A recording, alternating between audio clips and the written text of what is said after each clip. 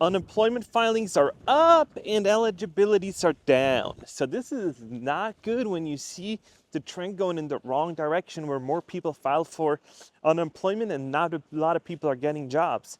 And the eligibility for a lot of these people just isn't there. Why? I don't know.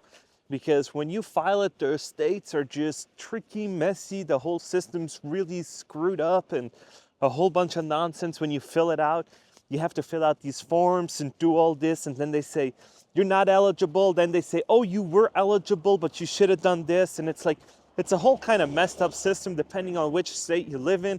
And some states it's easier than others. I know Florida, it's like almost impossible to get it because the website's garbage and everything else. And I think in California it's easier, but it's like, it's a whole wacky system. And these layoffs are still continuing.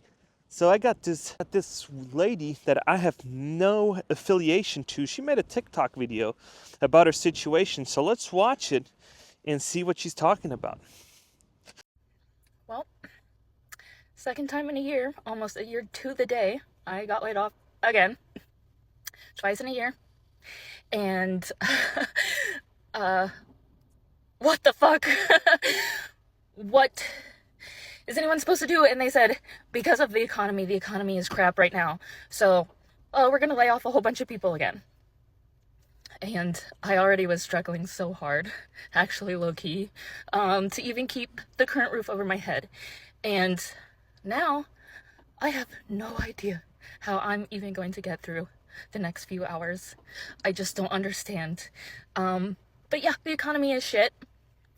America is shit right now. I feel like there's a really big plan for them to, tank this so that we have to rely on other things, other people. It's fucking shit. And I'm quite frankly tired of it. I'm tired of my livelihood being in other people's hands. And I have no idea how to fix that, but I'm going to, because this is just wild. And I'm fucking angry more than I am hurt or sad. I'm scared. I have no idea where any of my bills are gonna come from, or the money. I'm more angry than anything because I just cannot even believe I used to be able to get a job like the week later if I got laid off. So I have no idea what's gonna happen. And I was really hoping at one point I would make money on TikTok, and I still only have 1,500 followers or whatever. So if you could just blow this up and let's get 10,000 followers plus whatever. Because I might be homeless in a week or two if I can't figure it out. So, yeah, I hope everyone is having a great Tuesday, a way better Tuesday than me. And if you have any tips, tricks, or whatever to help right now and get me through this, greatly appreciated. Yeah. So, welcome to Rico's Get a Job Back 101. First of all, take the video down. That's just, I know it's trendy and all that. Take the video down, spew positivity, get rid of all the negative content like, oh my gosh, I'm gonna be homeless, doing all that makes you sound desperate. Cut it out. Tell the survivor story. I know it hurts when you're like, oh my gosh, I got laid off. Cut it all out. Cut it out and start saying, hey, I'm gonna make it through this. I'm gonna succeed, and I'm gonna be on top of the food chain, and I'm gonna become an apex predator, and I'm gonna rule, and I'm gonna be the head of a CEO or whatever, and I'm gonna be making the decisions. But when you're saying stuff like that, it's just not good. It's just not. And I see people like that all the time that are like, oh my gosh, I'm getting laid off, doing all this. And so let's look at some of the comments that she actually said. So first of all, welcome to America. Everyone's hiring. No, they're not. Mary something. When you look for new jobs, I always list the duties of the previous bosses on the resume to make myself more competitive. I've been jobless for 3 months, no jobs. I'm unemployed right now with you, bestie. We can do this. Don't wait to file for unemployment. I'm trying to get my parents to move in with me. I'm worrying about them. We'll need to take care of us for the next few years. Happened to me twice last year. Your anger is a gift. The job market sucks. The economy is crashing fast. And when you read all these comments, right, when you read all this and you look at what are you gonna do? You really gotta start networking. It's a muscle. And the easiest thing to get another job is when you have another job. It's almost like me. I have floppy arms. I'm not no gymnast. And I can't blame the gym guy and be like, yo, the gym sucks even though I have a membership and I don't use it. No, it's you. You need to train yourself with repetition. Just like at the gym, when you go, you do reps, right? So is it with networking. And you gotta do these reps, because the first few times it's gonna be absolute garbage. But once you get the hang of it, you know how to do it.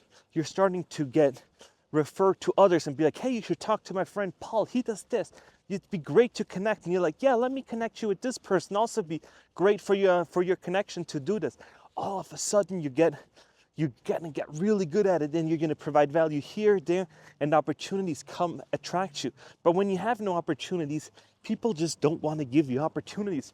It's just like the banks. When you think about it, when you really need a loan, they don't want to give you one. But when you don't need one, and you're like, hey, all of a sudden they come in, hey, apply for this credit card. Hey, we'll give you this credit card. Hey, we'll give you a better signing on bonus.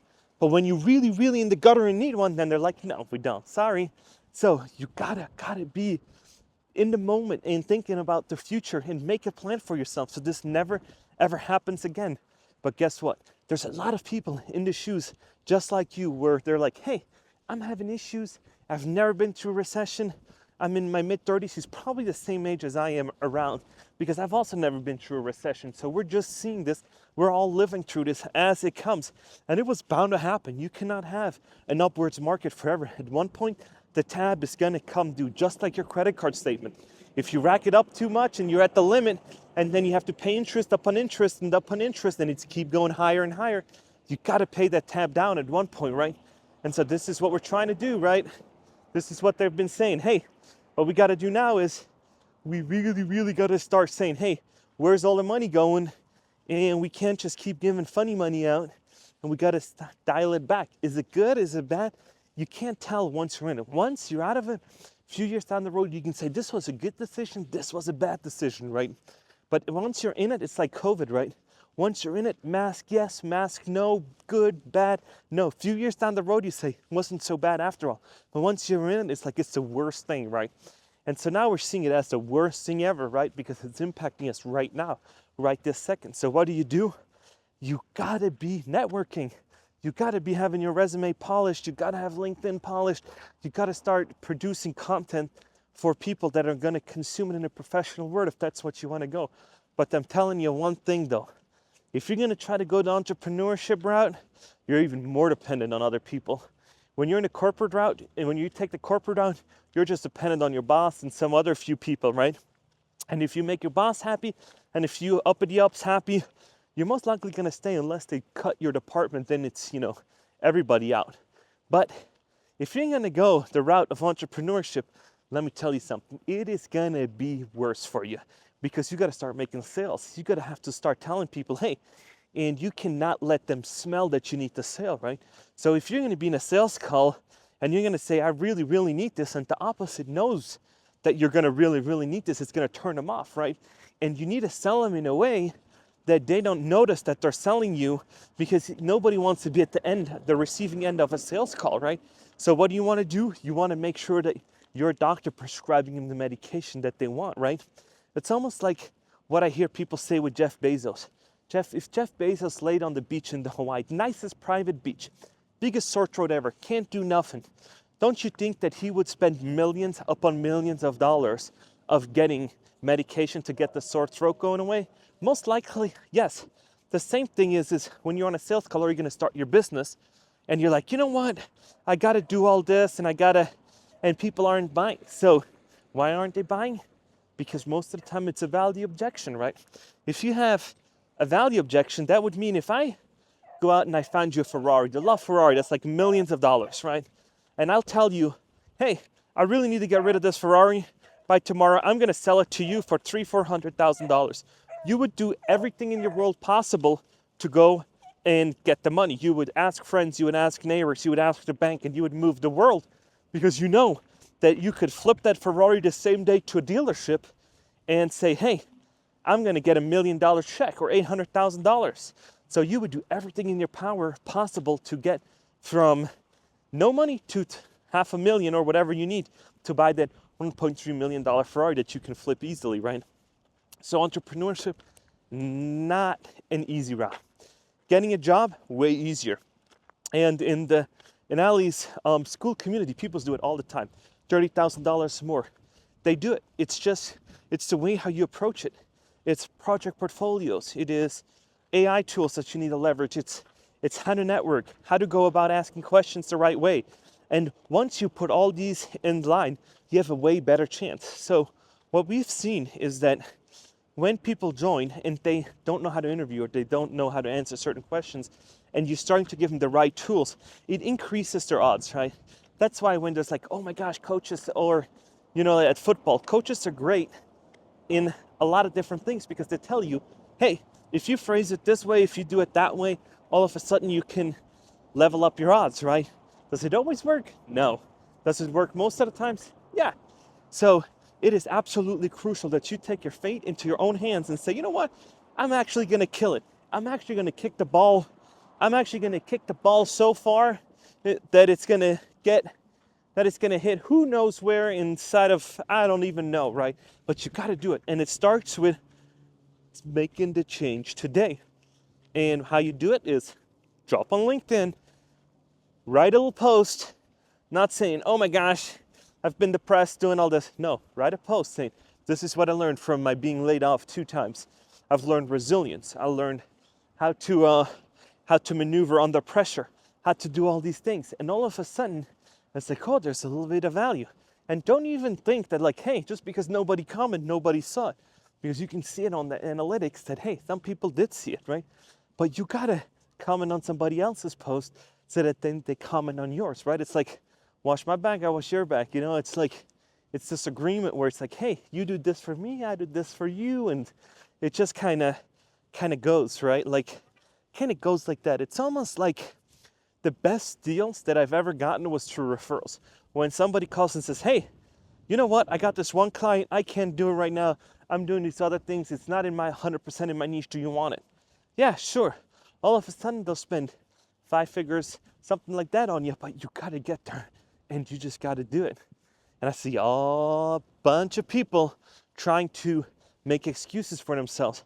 And I do those too, because I'm like, yeah, it's easier just to be like, nah, I don't want to do something today. I don't want to do this, or I don't want to do that, or this is hard, so I'm not going to do it. And that's where the gym reference comes in, right? You need to do what's hard to break through, right? You don't want to hit rock bottom and being like, oh my gosh, I'm going to do it. No, it's time to hit the gym. It's time to train that networking muscle.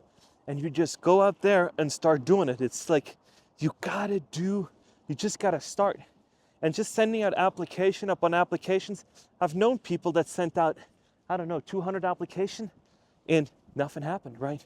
But once you're starting to get into the habit of doing it the right way, then you say, no, I'm getting a response back, right? Oh, I'm doing this. Or, hey, I'm now at this situation that was different before, right? And you gotta be like mentally training yourself. That's why there's these mental coaches that say, hey, like Dave Ramsey that says, hey, it's probably not a good idea to take out a shit ton of credit card debt, because I looked at Alex Hermosi and Dave Ramsey's video. You should go watch it. It's like amazing. But 100% debt free. Will beat up on Dave because of his stances on debt. I live 100% debt free. But also his argument, succinctly put, is debt introduces risk. Risk, when compounded over a lifetime, is bound to come due. If you plan on playing the game for a very long time, you're betting on the fact that you're never going to have a bad season. And that's a hard bet to make. Have fun. Thanks. But if you have, over a long period of time, you have debt, right? That uncertainty of that throughout this whole duration makes it uncertain, right? Oh my gosh, the wind's like blowing me almost over. Holy smokes. So when you have that credit card debt over a long period of time, it increases risk, right? And once that risk is too high and something else falls off, it's like a dominoes, and you don't want to lose your lifestyle. You don't want to lose your car. You don't want to lose your apartment, your house, because of uncertainty, right? So that's why it's like, you got to do an emergency fund. you got to do a few other things. So then it's like, okay, we're doing all this stuff. And then you're like, okay, we're ready to not lose everything if we lose our job. So if one domino falls, it's not going to knock down the whole house where it's like lose the apartment, lose the car. Credit score is going to go into the 400s or 500s because of all this other stuff. So it's like, okay, let's take a step back. Let's plan an emergency fund so we can be like, hey, this is how it goes. And people that have been through recessions in my comment section, please provide some insight. I know a lot of you guys have been saying that, like, hey, pay your car off, pay this off. You don't need to get the nicest BMW. You don't need to get the nicest Audi, Genesis, whatever you want to drive. You don't need that. You can just drive around in a few-year-old car.